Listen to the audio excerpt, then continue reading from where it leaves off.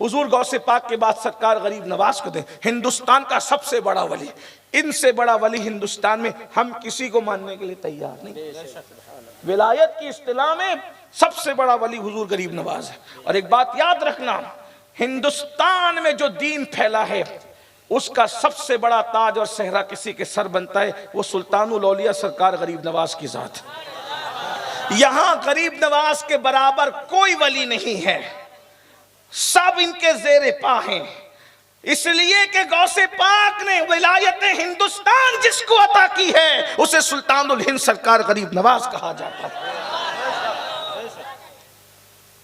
लेकिन गरीब नवाज को आप, हिंदुस्तान आने से पहले गरीब नवाज कहां थे मालूम है? हिंदुस्तान आने से पहले सरकार गरीब नवाज थे मदीने मुनव्वरा में। क्या करते थे मदीने शरीफ? हमारे यहाँ तो विलायत का मेयार ये हो गया है कि कब्रिस्तान में बैठकर चिलम पी रहे हो तो वली है। हम सबको वली मानना चाहते हैं आलिम के अलावा। मैं ये बात तस्लीम करता हूं कि हर आलिम कहलाने वाला वली नहीं होता, लेकिन हर वली के पास इल्म होता है। इसलिए कि इल्म नहीं होगा तो तकवा कैसे होगा? इसलिए इल्म की बड़ी अहमियत है कायनात विलायत के अंदर। सुल्तानुल हिंद सरकार गरीब नवाज रदी अल्लाह तबारक व तआला अन्हु हिंदुस्तान आने से पहले मदीने मुनव्वरा में थे। और मदीने मुनव्वरा में क्या कर रहे थे? मस्जिद नबवी के अंदर जो इल्म की मसनद सजाई जाती थी, उस वक्त सबसे बड़े मुहद्दिस को दुनिया ख्वाजा मुईनुद्दीन चिश्ती रदी अल्लाह तआला के नाम से जानती थी। ये कोई मैं अपनी मर्जी से नहीं कह रहा हूं, आप गरीब नवाज की मुस्तनद सीरत उठा करके देखें। आपको मसनद हदीस से उठाकर मुस्तफा जान रहमत ने हिंदुस्तान की सरजमीन पर भेजा है। तो वलियों के पास इल्म है। फिर उसके बाद और आगे देख लें, कुतुबुल अक्ताब सैयदना कुतुबुद्दीन बख्तियार काकी रदी अल्लाह तआला अन्हु। अभी आप हजरत काजी हमीदुद्दीन नागौरी रहमतुल्लाह अलैह का जिक्र सुन रहे थे। लोगों ने कहा और वैसे इस जमीन को खास निस्बत है, ये खास निस्बत नागौर शरीफ को निस्बत है सूफी हमीदुद्दीन नागौरी रहमतुल्लाह अलैह। रोहैल शरीफ को निस्बत है हजरत काजी हमीदुद्दीन, यहां उनकी औलाद है। पहली बात तो एक बात बताऊं, अभी हिंदुस्तान में आजकल काजी सरनेम हुआ है आजकल, लेकिन ये काजी कोई सरनेम नहीं है। काजी किसको कहते हैं? जो बंदा जज होता था उसको काजी कहते थे, और काजीउल कुज़ात उसको कहते, जो चीफ जस्टिस होता था उसको काजीउल कुज़ात कहते थे। ठीक है, इसलिए कि इस्लामी हुकूमतों में फैसला काजी करता था। काजी मतलब फैसला करने वाला, जज। हजरत काजी हमीदुद्दीन नागौरी को काजी क्यों कहा गया? और फिर ये फैसले के मनसब पर, काजी के मनसब पर, जज के मनसब पर जाहिर सी बात है इल्म वालों को बिठाया जाता था, है ना। काजी इमाम अबू यूसुफ इमाम आजम के शागिर्द है, इनको काजी बनाया गया। तो ये यानी कि जो बहुत इल्म वाले होते थे अपने जमाने के, उनको काजी बनाया जाता था। तो काजी हमीदुद्दीन के मानने वालों या उनकी औलादों, जरा अंदाजा तो करें, जो दौर कुतुबुद्दीन बख्तियार काकी जैसे लोगों का था, जो दिन नजमुद्दीन कुबरा जैसे लोगों का था, जो जमाना सरकार गरीब नवाज जैसे लोगों का था, उस जमाने में जिसको काजी कहा गया है वो हजरत हमीदुद्दीन नागौरी रदी अल्लाह तआला की जात है। उनके पास कितना इल्म होगा। बल्कि आपको बताऊं, अल्लाह अकबर, जब बहुत मुस्तनद रिवायत हमारे बुजुर्गों ने बयान फरमाई है, लिखी भी है सूफिया ने, कि जिस वक्त हजरत कुतुबुद्दीन कुतुबुल अक्ताब बख्तियार काकी रदी अल्लाह ताला की बिस्मिल्लाह खानी का वक्त था, उस महफिल के अंदर सुल्तानुल हिंद सरकार गरीब नवाज मौजूद थे। आपने सोचा कि बिस्मिल्लाह का आगाज करें, बिस्मिल्लाह खानी करें, इसलिए कि हमारे यहाँ बिस्मिल्लाह खानी की भी एक रस्म सदियों से चली आ रही है। जब बच्चे की उम्र 4 साल होती है तो बाज़ाब्ता तौर पर तालीम का आगाज किया जाता है, उसको बुजुर्गान दिन बिस्मिल्लाह पढ़ाते हैं और तालीम की शुरुआत करते हैं। सरकार गरीब नवाज ने सोचा बख्तियार काकी को, कुतुबुद्दीन को जो है वो शुरुआत कराएं बिस्मिल्लाह करके। तो जैसे ही आगे बढ़ने लगे, गैब से आवाज आई, मोइनुद्दीन रुको। इस काम के लिए जिसका इंतखाब किया गया उसको काजी हमीदुद्दीन नागौरी कहते हैं। देखिए, मनसब और मकाम की बुलंदी अपनी जगह है, लेकिन कामों का इंतखाब बहरहाल कुदरत की तरफ से होता है। फरमाया कि अभी काजी हमीदुद्दीन आता है, तवक्कुफ करो, रुको।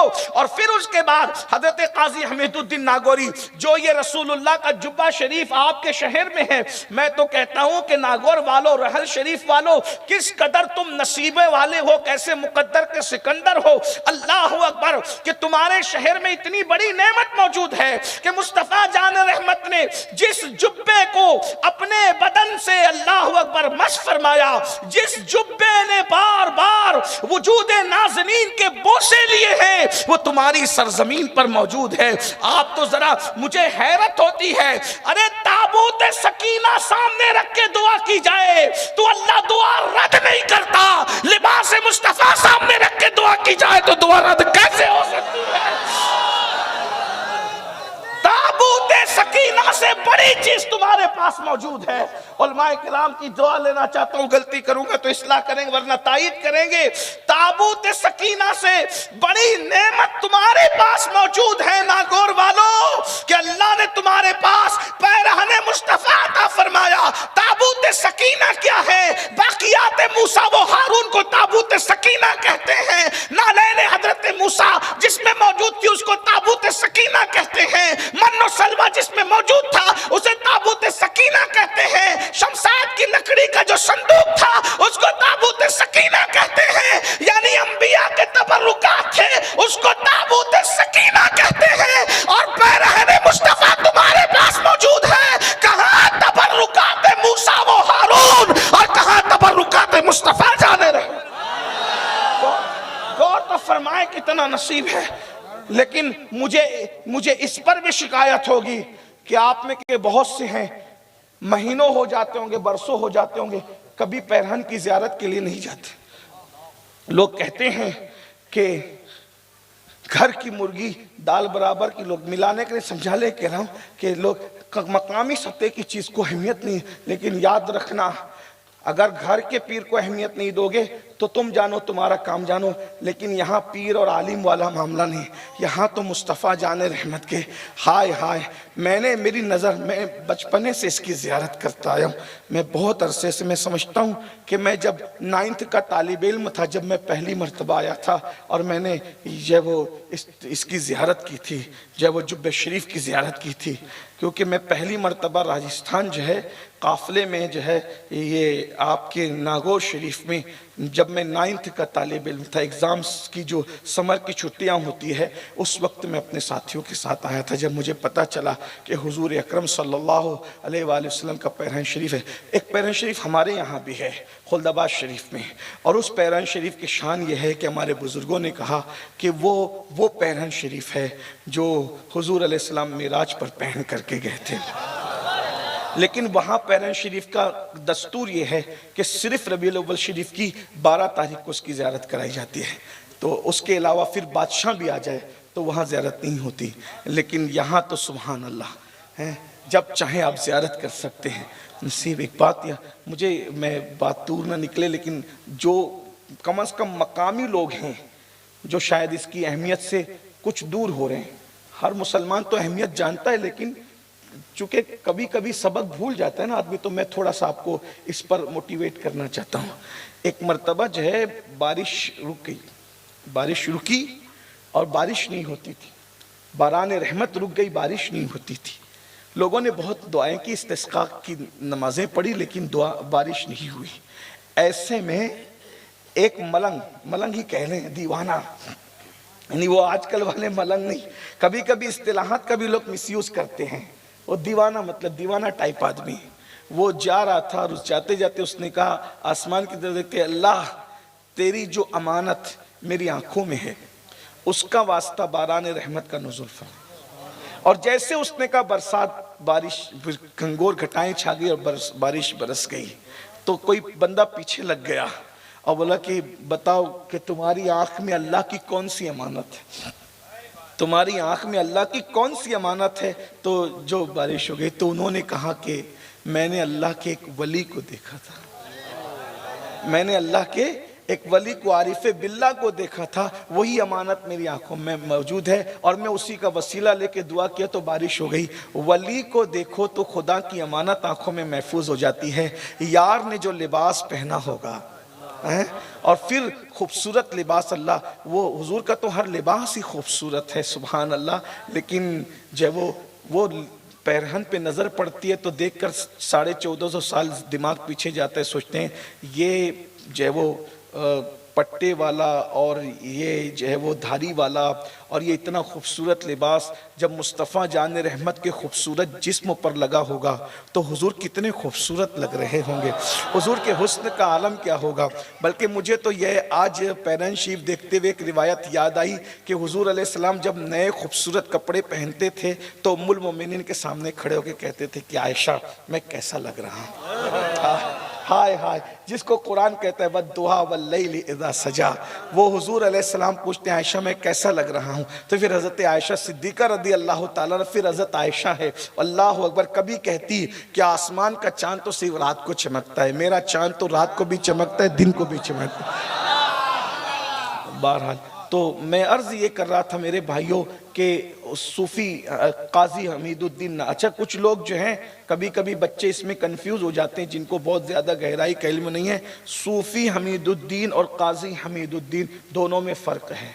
बहुत आसान फ़र्क बता दूं, जो सूफ़ी हमीदुद्दीन हैं नागौरी रहमतुल्लाहि ताला अलैह, वो सरकार गरीब नवाज के खलीफा हैं, और जो काजी हमीदुद्दीन है वो सरकार कुतुबुद्दीन बख्तियार काकी के उस्ताद हैं।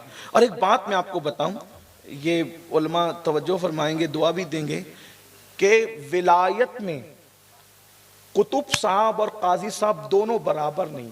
आप बुरा मत माने लेकिन मैं कुछ समझाना चाह रहा हूँ।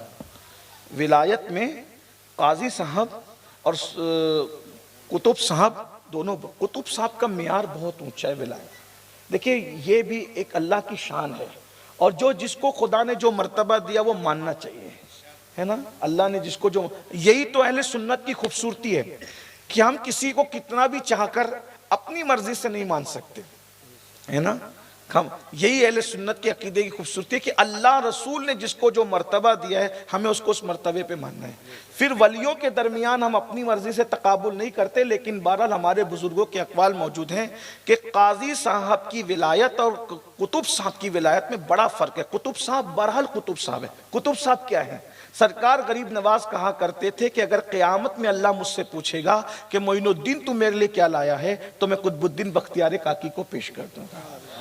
लेकिन आप गौर फरमाएं, कुतुब साहब रहमतुल्लाहि ताला अलैह, बाबा कुतुबुद्दीन बख्तियार काकी के इल्म का जो विलायत का आलम ये है, उसके बावजूद भी विलायत का इतना बड़ा समंदर नीचे सो रहा है और उस्ताद का मजार ऊपर रखा गया है।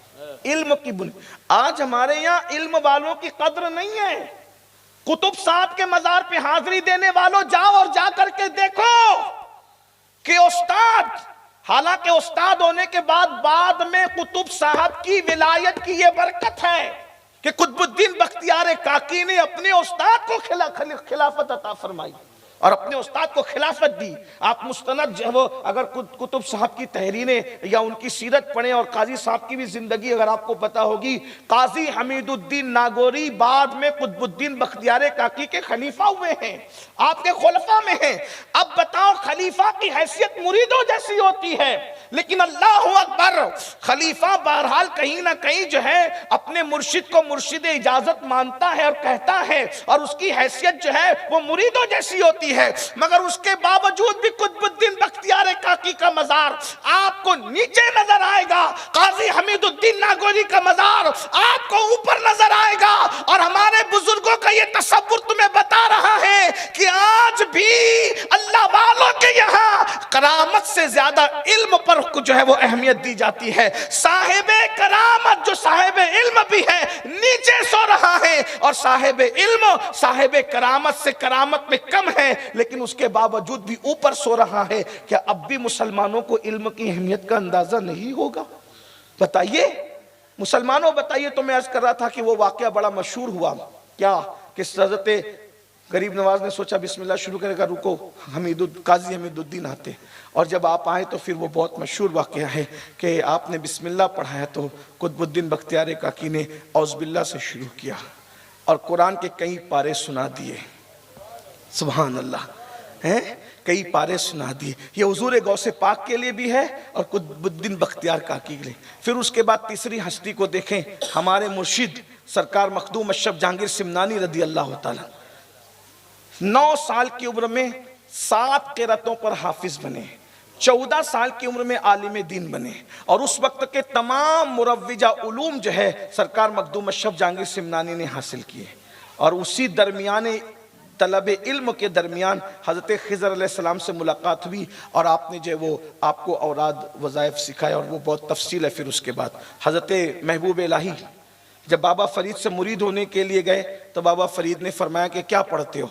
तो महबूब इलाही ने अर्ज़ किया, हुज़ूर मैं क़ुदूरी पढ़ता हूँ। अभी महबूब इलाही की सीरत में मैं क़ुदूरी पढ़ता हूँ, लेकिन अब मैं सोचता हूँ कि मैं सब कुछ छोड़ करके जो वो आपके साथ रहूँ। फरमाया नहीं, पहले तालीम मुकम्मल करो। और आपने तालीम मुकम्मल फरमाई।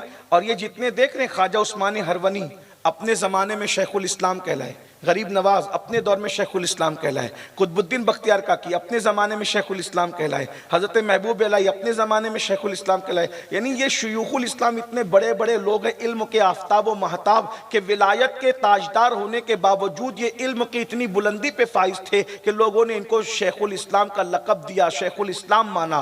तो ये हमारे बुज़ुर्गों का एक तरीक़ा है। हज़रत महबूब इलाही के खलीफा हैं हज़रत अमीर खुर्द जो सियरुल औलिया के मुसन्निफ हैं। हज़रत अमीर खुर्द वो मुसन्निफ हैं सियर के। उनकी खिलाफत के लिए महबूब इलाही से गुजारिश की गई कि हज़रत आप इनको खिलाफत दे दें। महबूब इलाही को कहा गया, हज़रत आपके बड़े चहीते मुरीद इनको खिलाफत दे दे। तो महबूब इलाही ने क्या फरमाया पता है कि मैं गैर आलिम को खिलाफत नहीं देता, अगर उसको खिलाफत लेना है तो उसको कहो कि पहले इल्म हासिल करे। हो सकता है मेरी ये गुफ्तगू आपको तकलीफ पहुंचा रही होगी, लेकिन आपने जो फैज़ान औलिया और इल्म की अहमियत जो साथ साथ रखा है ना, तो इससे आपको अंदाजा होना चाहिए कि जितने आपके ये गुंबदों के अंदर सोने वाले औलिया हैं, इनमें कोई भी गैर आलिम नहीं है। ये सब अपने अपने जमाने के बड़े बड़े उलमा हैं। फिर खुद हजरत मूसा अलैहिस्सलाम को देख ले, जब हजरत मूसा अलैहिस्सलाम को इल्म की तलब हुई तो अल्लाह तबारक व तआला ने हजरत खिज़र अलैहिस्सलाम का पता बताया और हजरत मूसा अलैहिस्सलाम चलते हुए हजरत खिज़र से मुलाकात के लिए गए। एक वो तवील दास्तान है, मैं उसको इख्तिसार के साथ अर्ज करता हूँ और उसके बाद अपनी बात एंड पे पूरी कर देता हूँ। टाइम तो हुआ है 11:15 बजे आपने माइक दिया और अब 12 बजने में 7 मिनट बाकी है। मैंने कहा था कि सर्दी का मौसम का ख्याल करते हुए मैं बात को समेटूंगा, तो मुझे आप 10 मिनट का टाइम और दे दें, मैं अपनी बात पूरी कर लूँगा। जब हज़रत सैयदना मूसा अलैहिस्सलाम ने इल्म को तलब किया, असल में वो वाक़या उसका ये है कि एक दिन हज़रत मूसा अलैहिस्सलाम से किसी ने पूछा कि सबसे बड़ा आलिम दुनिया में कौन है। तवज्जो है आपकी, बहुत अच्छे से सुन रहे हैं, सर्दी के बावजूद आप बहुत तवज्जो से सुन रहे हैं, इसलिए मेरा दिल भी चाह रहा है कि कुछ सुनाऊँ। और वैसे ये इल्म की ज़मीन भी है माशाल्लाह। अहले नागौर ने, अहले बासनी ने जो वो बहुत इल्म पर काम किया है और बाज़ इदारे तो अहले सुन्नत की जो है वो गोया के शान बन कर के चमक रहे हैं। उनमें से एक फैज़ान अशरफ भी है माशाल्लाह। बड़ा काम हुआ है, बहुत काम हो रहा है। हाफिज़ सईद साहब वक्तन फ़वक्तन अपनी कारकर्दगी जो है वो कभी कभी मोहब्बत फरमाते तो भेज देते हैं, तो नज़रों से गुजरता है तो बड़ी दुआएं निकलती है। जो भी काम करें हमें उसका सपोर्ट करना चाहिए। बड़ा काम हो रहा है और भी मैं बहुत से इदारे नहीं जानता। और वैसे राजस्थान में हुजूर मुफ्ती आज़म राजस्थान रहमतुल्लाह अलैह ने इस हाकिया को जो खूने जिगर दे करके परवान चढ़ाया और आज उनके फ़यूज़ व बरक़ात के जो सोते हैं वो पूरे राजस्थान के अंदर जो आबियारी करते हुए नज़र आ रहे हैं, तो उससे हुजूर मुफ्ती आज़म राजस्थान का कद, बल्कि मैं कहता हूँ कि राजस्थान में जितना भी इल्मी काम हो रहा है कहीं ना कहीं उसमें फैज़ान हुजूर मुफ्ती आज़म राजस्थान रहमतुल्लाह अलैह का डायरेक्ट या इनडायरेक्ट आपको ज़रूर नज़र आएगा। और हुजूर मुफ्ती आज़म राजस्थान रहमतुल्लाह अलैह इसमें बामुसम्मा थे। हाँ, वो शफीक नहीं थे बल्कि अशफाक थे शफीक और अशफाक में फ़र्क होता है। शफीक शफकत करता है, अशफाक बहुत ज़्यादा शफकत करता है? बच्चों की औकात से बढ़ करके शफकत करता है। बिल्कुल ऐसे ही बल्कि बुजुर्ग मुफ्ती आज़म राजस्थान रहमतुल्लाह अलैह का एक ख़ास वस्फ था जो सुन्नत आज हमसे तर्क हो गई, वो मुफ्ती आज़म राजस्थान ने हमेशा ज़िंदा रखा। वो ये कि अल्लाह के रसूल के बारे में जब किसी से पूछा जाता कि रसूलुल्लाह सबसे ज़्यादा प्यार किससे किया करते थे, तो हर सहाबी कहता कि रसूलुल्लाह सबसे ज़्यादा प्यार मुझसे किया करते थे। हुज़ूर मुफ्ती आज़म राजस्थान के अंदर ये सुन्नत मौजूद थी। वो सबको इतना प्यार देते थे कि किसी भी आलिम से पूछो कहीं भी राजस्थान में जाके कि मुफ्ती आज़म राजस्थान सबसे ज़्यादा किसको चाहते थे, वो कहेगा मुझे। किसी उस्ताद से पूछो तो वो कहेगा मुझे, किसी तालिब इल्म से पूछो तो कहेगा मुझे, किसी मुरीद से कहो तो पूछेगा मुझे, कोई खलीफा से पूछो तो कहेगा मुझे, किसी तंजीम के जिम्मेदार से कहेगा तो वो कहेगा मुझे। वो इतना प्यार करते थे। अल्लाह ताला उन पे मज़ार पर रहमत और नूर की बरसात फरमाए। अल्हम्दुलिल्लाहि रब्बिल खौफुन अलैहिम वला हुम यहज़नून अल्लज़ीना आमनू व कानू यत्तक़ून लहुमुल बुश्रा फिल हयातिद दुनिया व फिल आखिरह ला तब्दील लिकलिमातिल्लाह ज़ालिका हुवल फ़ौज़ुल अज़ीम। सदक़ल्लाहुल अज़ीम। गौसे आज़म बमने बेसरो सामा मददे क़िबले दी मददे काबे ईमा मददे इंतज़ारे करमे तुस्त मने ऐनी रा ए खुदा जुयो खुदा बीनो खुदा दा मददे बगिरदाबे बला उफ्तादा कश्ती ज़ईफ़ानो शिकस्ता रातो पुश्ती बहक के ख़ाजे उस्मान हारून मदद कुन मदद कुन मदद कुन या मोइनुद्दीन चिश्ती। मिंबर पर रौनक अफरोज़ हमारे करम फरमा बुज़ुर्ग हज़रत अल्लामा हाफिज़ अल्लाह बख्श साहब, मेमार कौम मिल्लत हज़रत अल्लामा हाफिज़ सईद अहमद साहब अशरफ़ी, सरबराह आला दारुल उलूम फैज़ान अशरफ, वो जमी वही है अव्वल, वही है आखिर, वही है ज़ाहिर, वही है बातिन। उसी के जलवे उसी से मिलने उसी से उसकी तरफ गए थे। तबारक अल्लाह शान तेरी तुझी को ज़ेबा है बेनियाजी। कहीं तो हो जोश लन तरानी, कहीं तकाज़े विसाल के थे। कमाने इमका के झूठे नुक्तों तुम अव्वल आखिर के फेर में हो। मुहीत की चाल से तो पूछो किधर से आए किधर गए थे। थके ते रूहुल अमी के बाजू, कहाँ वो दामन कहाँ वो पहलू। रिकाब छूटी उम्मीद टूटी, निगाहे हसरत के वलवले थे। आज की ये महफिल बच्चों के कुरान मुक़द्दस हिफ्ज़ की खुशी में सालाना इजलास के तौर पर दारुल उलूम का जलसा इनेकाद पज़ीर है। उसका उन्वान आपने एलानात और इश्तिहारात के ज़रिए से पढ़ा है, फैज़ान औलियाए किराम और तालीम की अहमियत। सबसे पहले जो बच्चे हाफिज़ कुरान हुए, उनको जिन्होंने कुरान हाफिज़ बनाया, हाफिज़ कुरान बनाया, उनके तमाम असातिज़ा मुंतज़मीन मास्टर साजिद साहब और उनकी पूरी टीम को मुबारकबाद पेश की जाती है और दुआ की जाती है कि अल्लाह तबारक व तआला जब तक चाँद सूरज निकलते डूबते रहें इस इदारे का फैज़ान जारी व सारी रखें। इन बच्चों के सीने में कुरान महफूज रखें। वक्त काफ़ी हुआ है, ज़्यादा हुआ है और मैं बहुत देर आपके सामने कोई बात देर तक नहीं करूँगा। मौसम भी सर्दी का है, इसलिए मैं अपनी बात को जल्दी से समेटने की कोशिश करूँगा। कितना खूबसूरत ये उन्वान है, फैज़ान औलिया और तालीम की अहमियत। ये दोनों लाजिम व मलजूम है, इसलिए कि कुरान मुक़द्दस ने जो पहचान वली की बताई है वही पहचान आलिम की बताई है। अल्लाह तबारक व तआला इरशाद फरमाता है, अला इन्ना औलिया अल्लाहि ला खौफुन अलैहिम वला हुम यहज़नून। आगाह हो जाओ, बेशक अल्लाह के वली को कोई खौफ है ना गम है। तो वली कौन है? अल्लदीना आमनू व कानू यत्तकून, कि जो वली वो होगा जो मोमिन होगा और अल्लाह से डरने वाला होगा। और जब आलिम की पहचान बताई तो फरमाया इन्नमा यख्शल्लाह मिन इबादिहिल उलमा, कि अल्लाह के बंदों में अल्लाह से डरने वाले जो लोग हैं वो अहले इल्म हैं। तो पता चला आलिम रब्बानी की पहचान भी अल्लाह का खौफ है और वली की पहचान भी अल्लाह का खौफ है। तो जब हम ये दोनों आयतों को मिलाकर देखते हैं तो पता चलता है जो आलिम रब्बानी है वही अल्लाह का वली है और जो अल्लाह का वली है वो आलिम रब्बानी है। इसीलिए इससे रोशनी लेकर बाज बुजुर्गों ने फरमाया कि बगैर इल्म के किसी को विलायत नसीब नहीं होती, पहले इल्म मिलता है उसके बाद अल्लाह विलायत अता फरमाता है। कोई गैर आलिम कभी मकाम विलायत पर पहुंच ही नहीं सकता।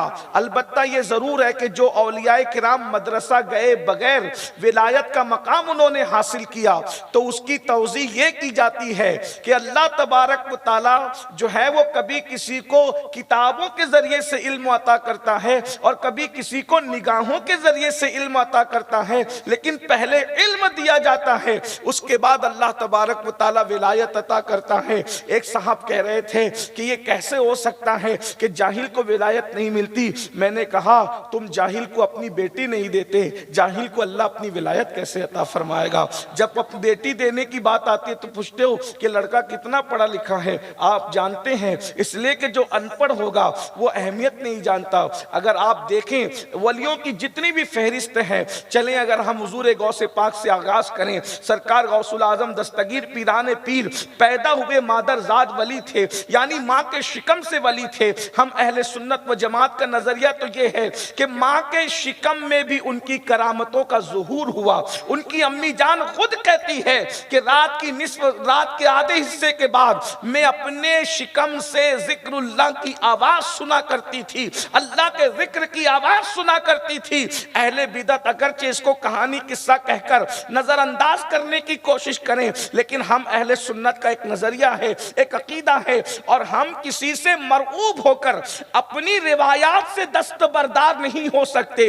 आज अगरचे अहले खिरत जो हैं, बिदात अहले बिदअत जो हैं, अपने अंदाज में माज़अल्लाह वलियों की करामतों का इनकार कर सकते हैं, लेकिन कल साइंस तरक्की करेगी, इल्म मजीद जो है वो उरूज को पहुंचेगा, हालात बदलेंगे, हक़ाइक़ कबूल किए जाएंगे। अल्लाह अकबर। तो सरकार गौसे आजम माँ के शिकम से अल्लाह अकबर करामतों का ज़ुहूर हो रहा है। जिस दिन पैदा हुए हैं उसी दिन से आपने रोजा रखा है, माँ का दूध शाम तक नहीं पिया है।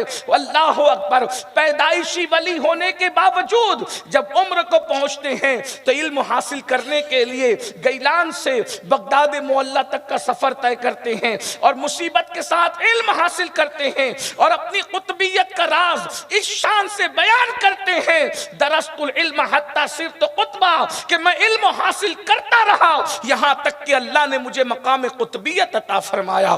पता चला सरकार गौसे आजम की जिंदगी में भी जो है आपको इल्म मिलेगा। हालांकि करामत तो आपको पहले ही मिल चुकी थी, मगर उसके बावजूद भी माँ को छोड़ करके इल्म हासिल करने के लिए जा रहे हैं और पता चल रहा है कि याद रखना वो इल्म वो मारिफत अल्लाह तबारक व तआला ने आपको मौलाए कायनात की औलाद होने की वजह से पैदाइशी तौर पे वदियत किया था, लेकिन मुरव्विजा उलूम के लिए हुजूर गौसे आजम अपनी माँ को छोड़ करके गैलान तशरीफ ले गए। और ये बात भी आपको पता होना चाहिए, इतना इल्म हासिल किया, हम तो बिरयानी के सिवा और फातिहा के सिवा गौसे पाक को आगे जो वो तहकीक करने के लिए तैयार ही नहीं है। लेकिन जिसे गौसे आजम कहते हैं, हजारों मुजद्दिदीन जिसके कदमों तले रहे, उसे शेख अब्दुल कादिर जिलानी कहते हैं। इसलिए कि मुजद्दिद बहुत हुए, लेकिन मुजद्दिदे दीन बहुत हुए, लेकिन मुहय्यिद्दीन कोई नहीं हुआ।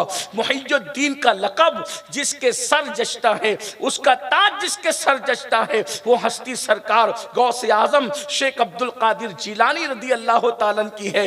इतने बड़े आलिम और मुफ्ती थे कि हमारे इमाम अहले सुन्नत लिखते हैं कि हुजूर गौसे आजम मकाम इज्तिहाद तक पहुंचे पहुंचे, अल्लाह ने उन्हें मुज्तहिद बनाया, इज्तिहाद का मकाम हासिल किया और चारों मसलक पर आप फतवा देते थे, हनफी मसलक पर भी, शाफिई मसलक पर भी, हम्बली मसलक पर भी, अल्लाह अकबर, और मालिकी मसलक पर भी। एक बहुत खूबसूरत बात गौसे पाक की याद आ गई, आपको हैरानगी होगी कितना इल्म था हुजूर गौसे पाक के पास, गौसियत में आपको अल्लाह ने कितना इल्म अता किया था। लिखा गया है, और ये भी याद रखना, इल्म हो तो बड़ी से बड़ी मुश्किल आसान हो जाती है, और इल्म न हो तो आसानियां भी मुश्किल नजर आती है। सरकार गौसे आजम के दौर में एक शख्स ने कसम उठा ली कि मैं ऐसी इबादत करूंगा कि अगर मैं ऐसी इबादत करूंगा कि उस वक्त तो पूरी दुनिया में रूए जमीन पर मेरी वो इबादत जो मैं कर रहा हूं, उस वक्त तो उस इबादत में कोई मेरे साथ शरीक ना हो, यानी अकेला वो इबादत मैं ही कर रहा हूं, मेरे सिवा वो इबादत कोई ना करे। और अगर ऐसा ना कर सके तो फिर वो उसने उसकी बीवी के लिए तलाक के जुमले कह दिए। अब एक बात है, अगर वो दुरूद पढ़ता है तो क्या गारंटी है कि पूरी जमीन पे कोई दुरूद न पढ़ रहा हो? अब वो अजान पढ़ रहा है, क्या जरूरी है कि कोई उस वक्त रूए जमीन पे कोई अजान न पढ़ रहा हो? आप जानते हैं अजान 24 घंटे में एक सेकंड भी मौकूफ नहीं होती। किसी मुल्क में सुबह हो रही है, किसी मुल्क में दोपहर हो रही है, किसी मुल्क में शाम हो रही है। अल्लाह का नगमा, ये लाहूती नगमा गूंज रहा है, उसकी तौहीद का नगमा गूंज रहा है। अंदाजा फरमाए तो अगर नमाज पढ़ रहा हो तो कोई जरूरी है कि रूए जमीन पे कोई नमाज न पढ़ रहा हो? चले अगर कसम से बचने के लिए मकरू वक्त ही में पढ़ ले तो यहां मकरू वक्त है, कोई नहीं पढ़ रहा होगा, कहीं और तो मकरू वक्त नहीं है। बहरहाल बहुत मसला हुआ, लोग परेशान हुए तो लोगों ने कहा कि भाई मुफ्तियों से पूछे। मुफ्तियाने किराम के पास रुजू किया गया, सब ने कहा मसला ज़ेरे गौर है, कुछ समझ में नहीं आता। आप जानते हैं कि जब सारे लोग सरेंडर हो गए तो उस वक्त लोगों ने कहा ये मसला कोई हल कर सकता है, तो वो बगदाद के ताजदार, गैलान का बादशाह, जिसे दुनिया सुल्तानुल औलिया, कुतुबुल अक्ताब, गौसुल अगवास, गयासुल कौनैन, गौसुल आलमीन सैयदुना शेख अब्दुल कादिर जिलानी के नाम से जानती है, इस मसले को गौसे पाक हल फरमाएंगे। फिर क्या हुआ, जब लोग वहां पहुंचे तो गौस पाक ने मुस्कुराते हुए फरमाया इसमें मुश्किल क्या है, आसान सी बात है, उसको कह दो कि वो मक्कतुल मुकर्रमा चला जाए और मताफे हरम को खाली कर दे, अकेले काबे का तवाफ करे। रूए जमीन पे जब वो तवाफ कर रहा होगा उस वक्त तो कोई तवाफ नहीं करेगा, तो उसकी बीवी जो है वो तलाक से बच जाएगी। देख रहे, ये इल्म का फैजान है। हुजूर गौसे पाक के बाद सरकार गरीब नवाज को दे, हिंदुस्तान का सबसे बड़ा वली, इनसे बड़ा वली हिंदुस्तान में हम किसी को मानने के लिए तैयार नहीं। विलायत की इस्तिलाह में सबसे बड़ा वली हुजूर गरीब नवाज है। और एक बात याद रखना, हिंदुस्तान में जो दीन फैला है उसका सबसे बड़ा ताज और सहरा किसी के सर बनता है, वो सुल्तानुल औलिया सरकार गरीब नवाज की जात है। यहां गरीब नवाज के बराबर कोई वली नहीं है, सब इनके जेरे पा हैं, इसलिए कि गौसे पाक ने विलायत हिंदुस्तान जिसको अता की है उसे सुल्तानुल हिंद सरकार गरीब नवाज कहा जाता है। लेकिन गरीब नवाज को, अब हिंदुस्तान आने से पहले गरीब नवाज कहां थे मालूम है? हिंदुस्तान आने से पहले सरकार गरीब नवाज थे मदीने मुनव्वरा में। क्या करते थे मदीने शरीफ? हमारे यहाँ तो विलायत का मेयार ये हो गया है कि कब्रिस्तान में बैठकर चिलम पी रहे हो तो वली है। हम सबको वली मानना चाहते हैं आलिम के अलावा। मैं ये बात तस्लीम करता हूं कि हर आलिम कहलाने वाला वली नहीं होता, लेकिन हर वली के पास इल्म होता, इसलिए कि इल्म नहीं होगा तो तकवा कैसे होगा। इसलिए इल्म की बड़ी अहमियत है कायनात विलायत के अंदर। सुल्तानुल हिंद सरकार गरीब नवाज रदी अल्लाह तबारक व तआला हिंदुस्तान आने से पहले मदीने मुनव्वरा में थे। और मदीने मुनव्वरा में क्या कर रहे थे? मस्जिद नबवी के अंदर जो इल्म की मसनद सजाई जाती थी, उस वक्त सबसे बड़े मुहद्दिस को दुनिया ख्वाजा मुईनुद्दीन चिश्ती रदी अल्लाह तआला के नाम से जानती थी। ये कोई मैं अपनी मर्जी से नहीं कह रहा हूं, आप गरीब नवाज की मुस्तनद सीरत उठा करके देखें, आपको मसनद हदीस से उठाकर मुस्तफा जान रहमत ने हिंदुस्तान की सरजमीन पर भेजा है। तो वलियों के पास इल्म है। फिर उसके बाद और आगे देख लें, कुतुबुल अक्ताब सैयदना कुतुबुद्दीन बख्तियार काकी रदी अल्लाह तआला अन्हु, अभी आप हजरत काजी हमीदुद्दीन नागौरी रहमतुल्लाह अलैह का जिक्र सुन रहे थे। लोगों ने कहा और वैसे इस जमीन को खास निस्बत है, ये खास निस्बत नागौर शरीफ को निस्बत है सूफी हमीदुद्दीन नागौरी रहमतुल्लाह अलैह। रहल शरीफ को निस्बत है हजरत काजी हमीदुद्दीन, यहां उनकी औलाद हैं। पहली बात तो एक बात बताऊं, अभी हिंदुस्तान में आजकल काजी सरनेम हुआ है आजकल, लेकिन ये काजी कोई सरनेम नहीं है। काजी किसको कहते हैं? जो बंदा जज होता था उसको काजी कहते थे, और काजीउल कुजात उसको कहते हैं जो चीफ जस्टिस होता था उसको काजीउल कुजात कहते थे। ठीक है, इसलिए कि इस्लामी हुकूमतों में फैसला काजी करता था। काजी मतलब फैसला करने वाला, जज। हजरत काजी हमीदुद्दीन नागौरी को काजी क्यों कहा गया? और फिर ये फैसले के मनसब पर, काजी के मनसब पर, जज के मनसब पर जाहिर सी बात है इल्म वालों को बिठाया जाता था, है ना। काजी इमाम अबू यूसुफ इमाम आजम के शागिर्द, इनको काजी बनाया गया। तो ये यानी कि जो बहुत इल्म वाले होते थे अपने जमाने के, उनको काजी बनाया जाता था।